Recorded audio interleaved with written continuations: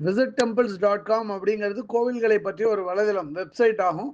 இன்னைக்கு அந்த visittemples.com மூலியமா தமிழ்நாட்டில் மதுரை பக்கத்தில் இருக்கிற திருவாதவூர் அப்படிங்கிற ஊர்ல எல்லாம் ஸ்ரீ திருமறைநாதர் கோவிலை பற்றி தெரிஞ்சுக்க போகிறோம். இந்த கோவிலோட முழு பேர் அருள்மிகு வேதநாயகி சமேத ஸ்ரீ திருமறைநாத சுவாமி கோயில். இந்த திருவாதவூருக்கு இன்னொரு சிறப்பு என்ன அப்படின்னா, இந்த ஊர்ல தான் மாணிக்க வாசகர் பிறந்தார். இது ஒரு தேவார வைப்பு ஸ்தலமாகும். இந்த கோவில் 862க்கும் 885க்கும் இடைப்பட்ட காலத்துல இரண்டாம் வரகுணபாண்டியனுக்கு கீழே பணியாற்றிய மாணிக்க வாசகரால் எடுத்து கட்டப்பட்ட கோயிலாகும். பிற்காலத்துல விஜயநகர மன்னர்களும் இதை இன்னும் கொஞ்சம் விஸ்தீரணம் பண்ணான். இந்த கோவில் கிழக்கு நோக்கி 5 அடுக்கு ராஜகோபுரம் கொண்ட கோயிலாகும். ராஜகோபுரத்துக்கு கீழே ஒரு சின்ன கணபதி விக்கிரகம் வச்சிருக்கா. அது சாலையை பார்த்த மாதிரி அந்த கணபதி விக்கிரகமும் கிழக்கு நோக்கி இருக்கார். ராஜகோபுரத்தை கடந்து கோயிலுக்குள்ள வந்தா வலது பக்கத்துல ஒரு 4 கால் மண்டபம் இருக்கு. அந்த 4 கால் மண்டபத்துக்கு போனோம்னா ஒரு 7-8 படி மேலே ஏறி தான் போனோம். அந்த நாட்கள்ல சிவபெருமான் இங்க நடனமாடி தன்னோட பாத சிலம்ப மாணிக்க வாசகருக்கு காட்டிய இடமாகும் இந்த 4 கால் மண்டபம். அதற்கு அடுத்து உள்ள ஒரு கோபுரத்துல மாணிக்க வாசகர் மற்றும் சிவனோட விக்கிரகங்களை வச்சிருக்கா. அதுக்கு கீழே துவார விநாயகர் மற்றும் முருகனுக்கு 2 சன்னதி இருக்கு. அதுக்கு பக்கத்திலேயே அதிகார நந்தியோட ஒரு விக்கிரகம் வச்சிருக்கா.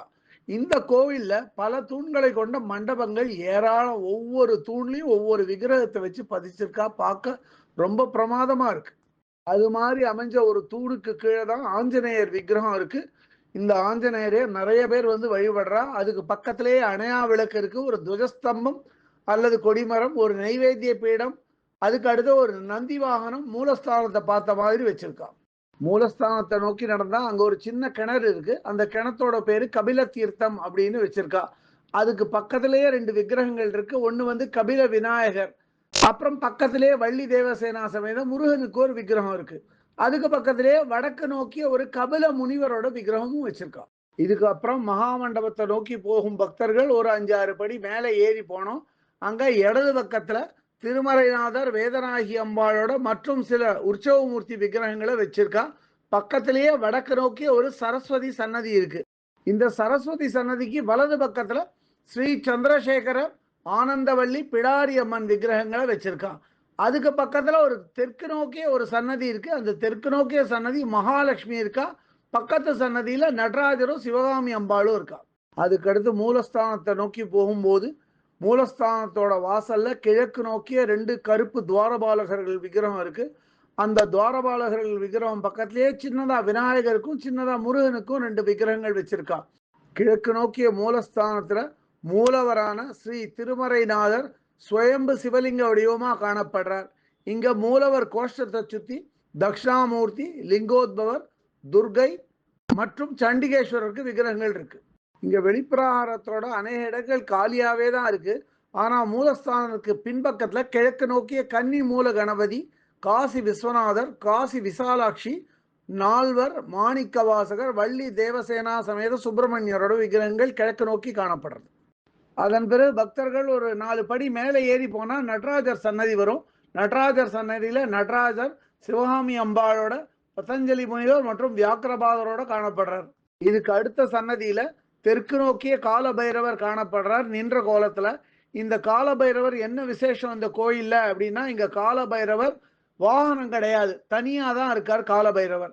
இந்த கோயிலுக்கு வரும் பக்தர்கள் இந்த பேய், பிசாசு, பில்லி சூனியத்தால பாதிக்கப்பட்டிருந்தா இங்க இருக்கிற கால பைரவரை நமஸ்காரம் பண்ணா தானே எல்லா தீமைகளும் விலகும்னு பலமா நம்புறா. இந்த கோவில்ல நவகிரக சன்னதி ஒண்ணு இருக்கு. அதே மாதிரி சனீஸ்வரருக்கு தனியா ஒரு சன்னதி இருக்கு. இந்த கோயில்ல அம்பாளுக்கு தனியா ஒரு சன்னதி இருக்கு. அம்பாள் சன்னதிக்கு வெளி வழியாகவும் வரலாம், உள்ள சிவன் சன்னதி வழியாகவும் வரலாம். அம்பாள் சன்னதியில அம்பாள் கிழக்கு நோக்கி நின்ற கோலத்துல காணப்படுறா. அம்பாளோட பேரு வேதநாயகி அம்பாள். அம்பாளை நோக்கி ஒரு நந்தி வாகனம் வச்சிருக்கா. வழக்கமா அம்பாள் சன்னதி வாசல்ல 2 துவாரபாலகிகள் விக்கிரகம் இருக்கும். இங்க துவாரபாலகிகள் விக்கிரகம் கிடையாது. அதற்கு மாறாக ஒரு விநாயகரும் ஒரு முருகனும் வலது பக்கத்திலையும் இடது பக்கத்திலையும் துவாரபாலகர்களா செயல்படுறாங்க. இங்க அம்பாள் சன்னதி பல தூண்களை கொண்ட ஒரு மண்டபத்துல இருக்கு. அந்த அம்பாள் சன்னதிக்கு எதிரில் ஒரு பெரிய இடம் காலியாவே இருக்கு. அதே மாதிரி அம்பாள் சன்னதிக்கு பின்பக்கத்துல கிழக்கு நோக்கி ஒரு சன்னதி இருக்கு. அதுல ஸ்ரீ காளீஸ்வரரும் விசாலாட்சி விக்கிரகங்களும் வச்சிருக்கா. அதுக்கு பக்கத்திலேயே ஒரு வேப்ப மரம் இருக்கு. இந்த காளீஸ்வரர், விசாலாட்சியோட சேர்த்து இந்த வேப்ப மரத்தையும் சுத்தி வந்தா, அது வந்து காசிக்கு போறதுக்கு சமம் அப்படின்னு சொல்றா. இந்த கோவிலோட ஸ்தல விருட்சம் மகிழ மரமாகும். அதே மாதிரி புஷ்கரணி பேரு சிவதீர்த்தம், விஷ்ணு தீர்த்தம், பிரம்ம தீர்த்தம், கபில தீர்த்தம் மற்றும் பைரவ தீர்த்தம். இவைகளை தவிர இங்க வந்து சனீஸ்வரருக்கு ஒரு தீர்த்தம், வாயு தீர்த்தம், அக்னி தீர்த்தமும் பிற தீர்த்தங்களும் இருக்கு. இந்த கோவில்ல என்ன விசேஷம் அப்படின்னா, இந்த ஆர்த்ரிட்டிஸ் ருமாட்டிசம், அதாவது தமிழ்ல சொன்னா வாத நோய் அப்படின்பா.